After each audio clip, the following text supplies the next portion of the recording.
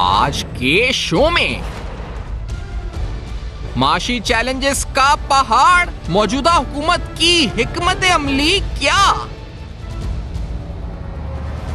क्या मौजूदा हुकूमत स्टेट बैंक तरमीमी बिल को वापस लेगी?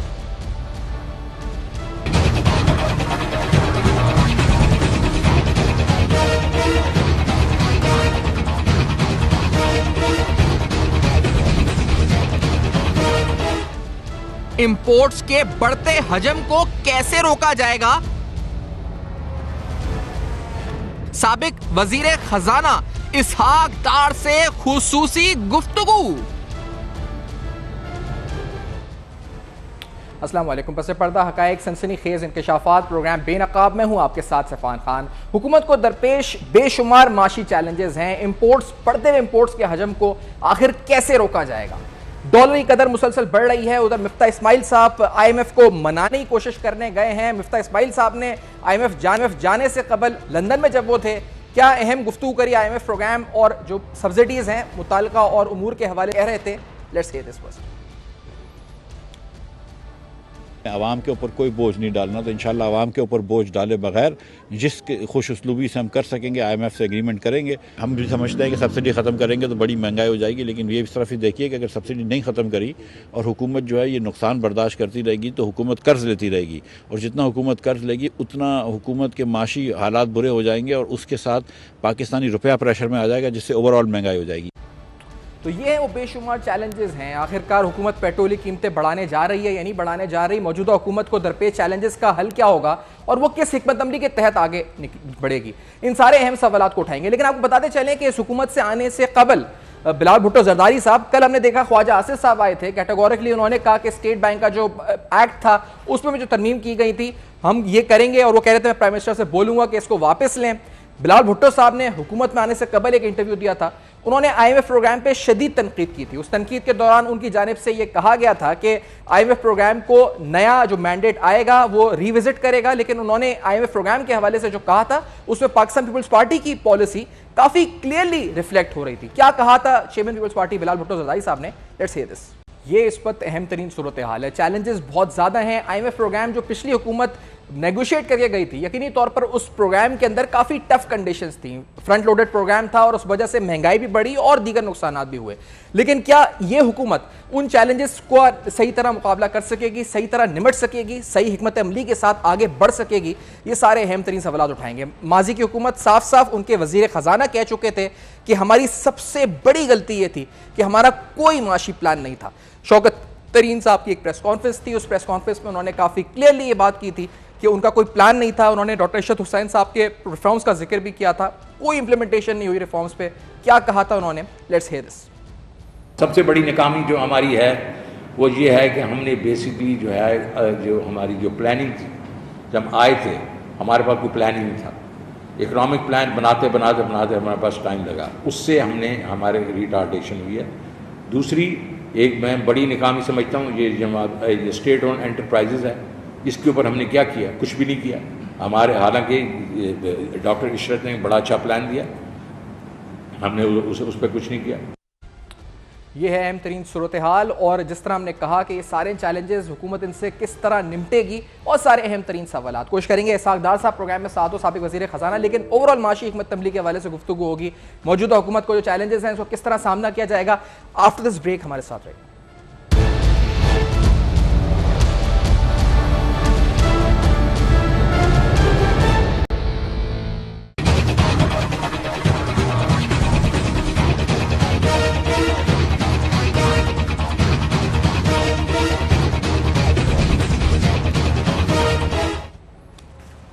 Welcome back. आप देख रहे हैं बेनकाब, और बेनकाब में ताज़ा तरीन सियासी सूरत हाल और इसका असर मईशत पर, इस पर तो गुफ्तगू होगी। लेकिन माशी चैलेंजेस जो हैं, जो हुकूमत को दरपेश हैं, इसका सामना मौजूदा गवर्नमेंट कैसे कर सकती है? शब्बर जैदी साहब से प्रोग्राम का आगाज़ करते हैं। शब्बर जैदी साहब, आपको खुशामदीद कहेंगे। शब्बर साहब, ये फरमाइएगा कि सब में बड़ा जो वाज़ेह चैलेंज नज़र आ रहा है वो बढ़ता हुआ इम्पोर्ट्स का हजम है। $70 अरब, कोई कह रहा है $75 अरब। इसको कर्टेल करने के लिए अपने तौर पे बहुत से लोग ये कहे जा रहे हैं, जो एक लफ्ज बार बार हम सुन रहे हैं कि non essential items, luxury items के इंपोर्ट्स पे कब लग दी जाए। ये कौन से हैं नॉन एसेंशियल और जो लग्जरी आइटम्स हैं? शहबाज़ादा, इसको कोई डिफाइन करेंगे आप हमारे लिए?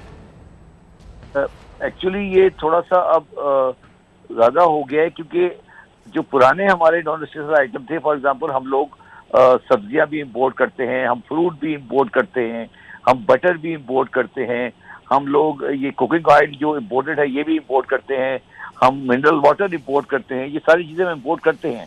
ये सारे आइटम ज़रूरी नहीं है। फॉर एग्जांपल हम कन्फेक्शनरी इंपोर्ट करते हैं, पाकिस्तान की बाजार भरे पड़े हैं, कन्फेक्शनरी है, चॉकलेट है, बिस्किट्स हैं, ये सारी चीज़ें हम इंपोर्ट करते हैं, ये कोई ज़रूरी नहीं है। हम फर्नीचर इंपोर्ट कर रहे हैं, हमारे पास बहुत सारी चीज़ें हैं जो हम इंपोर्ट करते हैं। फॉर एग्जांपल हम टाइल्स इंपोर्ट कर रहे हैं।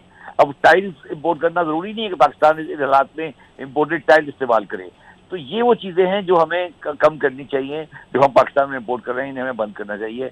जो बात दुरुस्त है इसकी। जी, लेकिन शहबाज साहब ये बताएं कि जैसे पाकिस्तान बिजनेस काउंसिल ने भी एक लेटर लिखा जो मौजूदा प्राइम मिनिस्टर को, वो खत मेरे सामने है। उन्होंने कहा जी stem the pressure on foreign reserves by reducing imports, और जो उन्होंने डूज उसमें बताए हैं कि raise regulatory duty on import of non essentials.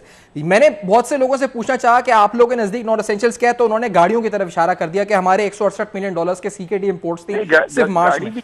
गाड़ियां भी ठीक है, जो गाड़ी आप इंपोर्ट हैं, जो कि तकरीबन आप फिनिश्ड से आपने भी MG गाड़ी इंपोर्ट की है, जो तकरीबन इसका कोई प्लांट पाकिस्तान में नहीं है, तो वो गाड़ी आपने क्यों इंपोर्ट करी? 11,000 गाड़ियां क्यों इंपोर्ट की है आपने? आप मुझे बताएं, कोई वजह बता सकते हैं कि 11,000 गाड़ी क्यों इंपोर्ट की आपने?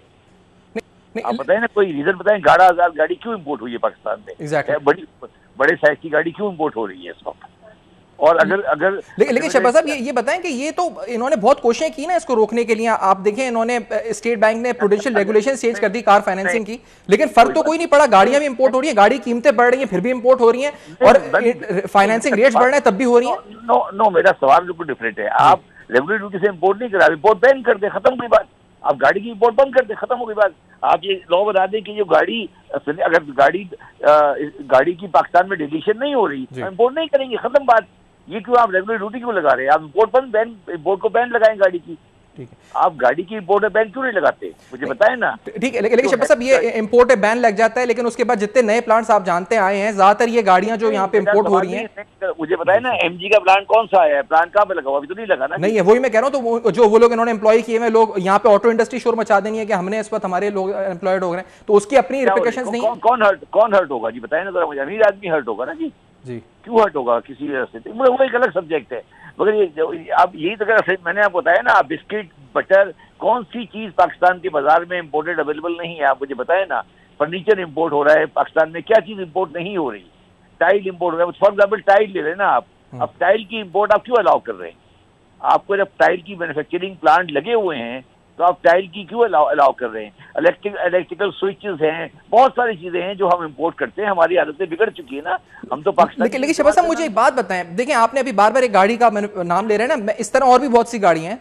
यहाँ पर आपको नहीं लगता कि जो फॉलिंग रुपी है, स्टॉक मार्केट है, अनसर्टेनिटी है, इकोनॉमिक अनसर्टेनिटी है, बहुत से लोग ऐसे इन्फ्लेशन हेज लेने लगे हैं इस पर गाड़ियों को, और अपनी इन्वेस्टमेंट रख देते हैं। उन्हें पता है कि गाड़ी की कीमत जो है ना वो बढ़नी है और हमारे पैसे बढ़ जाने हैं। जी यार, मेरी बात सुनिए, आप क्या कह रहे हैं? पाकिस्तान में ये हैवी गाड़ियां वीगो और ये होनी चाहिए? नहीं, मैं तो आपके साथ हूं कि इंपोर्ट बैन हो जानी चाहिए, लेकिन मैं ये कह रहा हूं कि गवर्नमेंट ने अब तक जो आप बिल्कुल कह रहे हैं कि इंपोर्ट कंप्लीटली बैन कर दें, उसके अलावा जो मेजर्स हो रहे हैं उससे कोई फर्क तो नहीं पड़ रहा, क्योंकि बहुत से लोग तो इन्फ्लेशन हेज के तौर पे इन्वेस्टमेंट करे जा रहे हैं, उनको कीमत बढ़ने से फर्क नहीं पड़ रहा कोई भी। आप मुझे बताएं, पाकिस्तान में मर्सिडीज गाड़ी क्यों इंपोर्ट हो रही है? क्यों इंपोर्ट हो रही है पाकिस्तान में? मर्सिडीज, BMW क्यों इंपोर्ट हो रही है? जैगर्स क्यों इंपोर्ट हो रही है? PUJ क्यों इंपोर्ट हो रही है? समझाए ना मुझे जरा। क्या पाकिस्तान जैसी कंट्री में ये गाड़ियां इंपोर्ट होनी चाहिए? बिल्कुल यही तो बात है। और कीमतें बढ़ने से, मैं खुर्रम शहजाद साहब को भी खुशामदीद कहूंगा प्रोग्राम में। खुर्रम शहजाद साहब जी, शहबाज अली साहब भी साथ हैं, खुर्रम शहजाद साहब भी साथ हैं, माहिर मुझे। खुर्रम शहजाद साहब, ये जो हुकूमत जा रही है इंपोर्ट्स कब करने के नहीं है, इससे पहले जो साबका दौर हुकूमत में हमने देखा स्टेट बैंक की तरफ से फाइनेंसिंग के प्रूडेंशियल रेगुलेशंस चेंज हो गए, उन्होंने कैश रिक्वायरमेंट, मार्जिन रिक्वायरमेंट्स 100% कर दी बहुत से आइटम्स के ऊपर। मुझे बात अच्छा, आप कंप्लीट कर लें शहबाज साहब प्लीज। जी, कंप्लीट कर लें। देखिए, बात मेरी ये है कि 2020 में जब मैं वहाँ था, हम लोगों ने पाकिस्तान का करंट अकाउंट का मैसेज तकरीबन सेटल कर दिया था, और पाकिस्तान में करंट अकाउंट को हम पॉजिटिव में ले आए थे। ठीक है, इसके बाद कोविड आ गया, और कोविड आने के बाद 21 और 22 में हमारी इंपोर्ट के ऊपर हमने एक गलती की। हमने ये कहा कि हम पाकिस्तान का GDP ग्रोथ बढ़ाएंगे, और GDP ग्रोथ हमने बढ़ाया बाय इंपोर्टिंग कार्ड्स। ये सबसे बड़ी गलती थी, ये बंद करना पड़ेगा और ये इस तरह नहीं चल सकता। और कार्स और पेट्रोल और ये सब हमने जीडीपी को हमने एक्सीलरेशन दी, ये नहीं हो सकता और इसकी वजह से प्रॉब्लम आई है। और ये आपको नहीं, तो आप मुझे बताएं ना शहबाज साहब, आप तो थे डिसीजन मेकिंग में, तो बैन हुआ क्यों नहीं इंपोर्ट्स पे? क्यों बीच में खबरें भी आई हैं, क्यों नहीं हुआ? सुने, मैं 20 के बाद नहीं था, जब तक मैं वहां था। उससे पहले आपने रिकमेंडेशन दी तो क्या कहा? कोई लॉबी थी उस पर भी तो आगे सामने क्या हुआ था? मेरी बात सुने, 20 तक हम, आप 20 देख लेना, 19 आप देखिए, मेरी बात सुने, सबसे बड़ा ट्रेड डेफिसिट नवाज शरीफ की लास्ट गवर्नमेंट था $20 बिलियन। एग्जैक्टली, ठीक है, याद है आपको? करेंट अकाउंट का बिगेस्ट डेफिसिट पाकिस्तान में $20 बिलियन 2018 में आया था। ठीक है, उसके बाद गवर्नमेंट आई और हमने जाके 19 और 20 में करंट अकाउंट को जीरो कर दिया, डेफिसिट को। ठीक है, और उसके बाद हम वापस आ गए 21-22 में, फिर ये दोबारा खराब हो गया। तो इसका तो कुछ नहीं कर सकते ना, ये यहीं पे आके तो पाकिस्तान की इकोनॉमी को परेशानी हुई है। जब सबसे बड़ी खराब इकोनॉमी नवाज शरीफ सब छोड़ के गए थे 2018 में, उसके बाद 19-20 में उसको स्टेबलाइज किया गया, करंट अकाउंट के बैलेंस को सीधा किया गया और इम्पोर्ट को कम लगाए गए और पाकिस्तान के को बैलेंस किया गया। उसके बाद 21-22 में कोविड आया और इन्होंने खोला और इसके बाद इन्होंने ये नहीं देखा कि ये हम डॉलर कहाँ से पे करेंगे, जिसकी तबाही आप आज इस वक्त आप भुगत रहे हैं। लेकिन सही, खुर्रम शहजाद साहब भी साथ है प्रोग्राम में हमारे, आप तक आवाज आ रही है खुर्रम शहजाद साहब? नहीं जी, खुर्रम शहजाद साहब से राब्ता मुनक़ता हुआ है। लेट्स टेक अ ब्रेक के बाद वापस फजदी साहब, खुर्रम शहजाद साहब साथ मौजूद हैं। मईशत के ऊपर, हुकूमत को दरपेश चैलेंजेस के ऊपर, इंपोर्ट्स के बाद दूसरा मामला फिस्कल साइड पर है। हमने देखा है मॉनेटरी पॉलिसी में फिर 250 बेसिस पॉइंट्स का इजाफा हुआ था। कितना इफेक्टिव होता है ये सब कुछ, और क्या मौजूदा हुकूमत बहुत कुछ रिवर्स करने जा रही है? ये सवाल उठाएंगे इस ब्रेक के बाद हमारे साथ।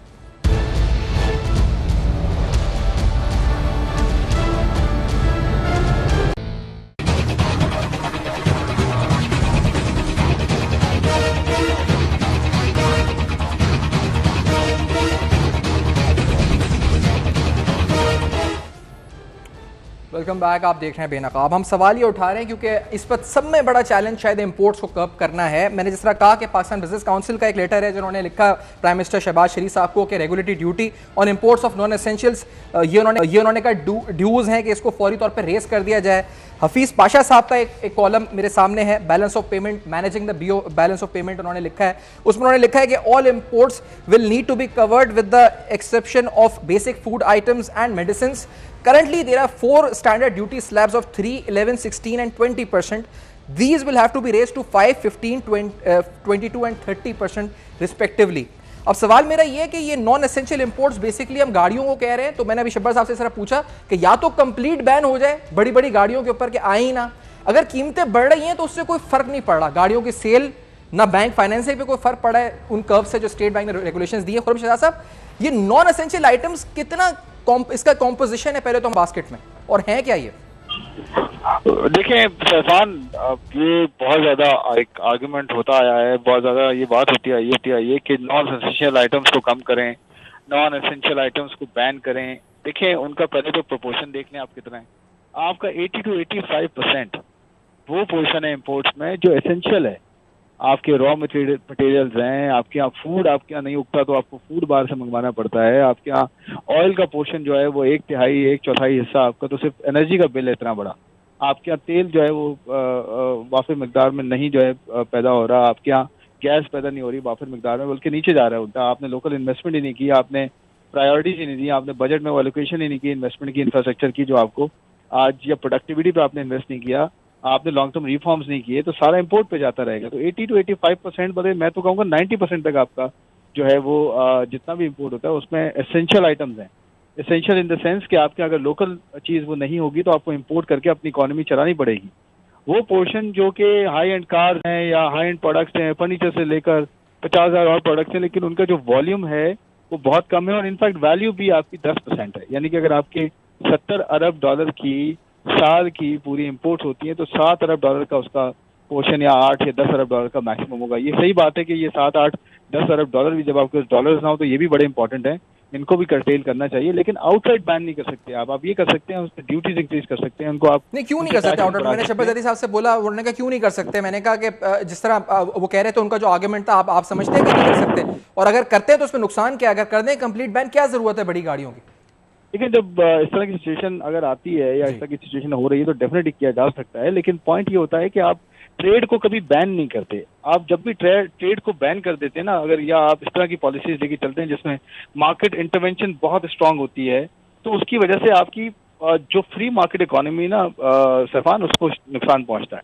तो आपने फ्री मार्केट इकोनॉमी को खत्म नहीं करना, ना उसको बैन करना है, ना उसको आपने रोकना है, ना इंटरवीन करना है, आपने उसको रैशनलाइज करना है कि जो जिसके पास ज्यादा पैसे हैं वो टैक्स ज्यादा दे, जिसके पास कम है वो टैक्स कम दे। इस तरह से प्रोग्रेसिव सिस्टम अगर आप लेकर लेकिन मुझे बताइएगा ये बात कि मैं अभी स्टेट बैंक ने जो रिसेंटली फाइनेंसिंग के हवाले से, कार फाइनेंसिंग के हवाले से अपनी रेगुलेशंस में चेंज किया था, उन्होंने maximum tenure of auto finance को रिड्यूस कर दिया था 7 से 5 साल, फिर और भी इसमें चेंजेस आई थी उसके बाद भी, फिर पर्सनल लोन का जो टेन्योर है उसको रिड्यूस कर दिया था, debt to debt burden ratio define कर दिया था, overall auto financing limits define कर दी थी, सब कुछ रिवाइज किया था। उसके बाद मैं ऑटो फाइनेंसिंग के ग्राफ्स देख रहा था, जो मंथ ऑन मंथ इजाफा था वो सितंबर 2021 के बाद कम हुआ था, उसके बाद फिर जनवरी 2022 में उसमें फिर इजाफा शुरू हो गया था। इसी तरह गाड़ियों की कीमतें भी मुसलसल बढ़ रही हैं, लेकिन जो आप देखें अभी भी $168 मिलियन का मार्च 2022 का सीकेडी इंपोर्ट्स का बिल है, तो इसका मतलब price is not affecting their demand. ये क्यों हो रहा है? क्या लोग इसको एज एन इन्वेस्टमेंट और इन्फ्लेशन हेज के तौर पे इन्वेस्ट करना शुरू हो गए गाड़ियों में, कि पैसा डाल दो, बढ़नी है कीमत, सबको पता है फ्रेट कॉस्ट बढ़ेगी, डॉलर की कीमत बढ़ेगी, कीमतें बढ़ जाएंगी? वो जो इम्पैक्ट होता है ना, आपको ये पता है ना कि एक गाड़ी लेने अगर आप जाएं तो आपको 3 से 4-5 महीने का टाइम मिलता है जी। तो वो जो इम्पैक्ट है ना वो आपको 3 से 6 महीने के बाद नजर आता है, फौरन से नजर नहीं आता, 1 महीने 2 महीने में नजर नहीं आता।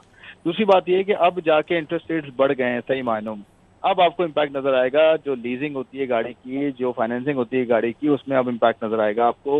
और जो mid to high end cars होती हैं उसमें, हाई एंड कार्स में तो ऑफकोर्स बायर को जो है ना आपको पता है कोई इतना इम्पैक्ट नहीं होता, क्योंकि वो बायर ही बहुत जो है वो आपका अपर क्लास है।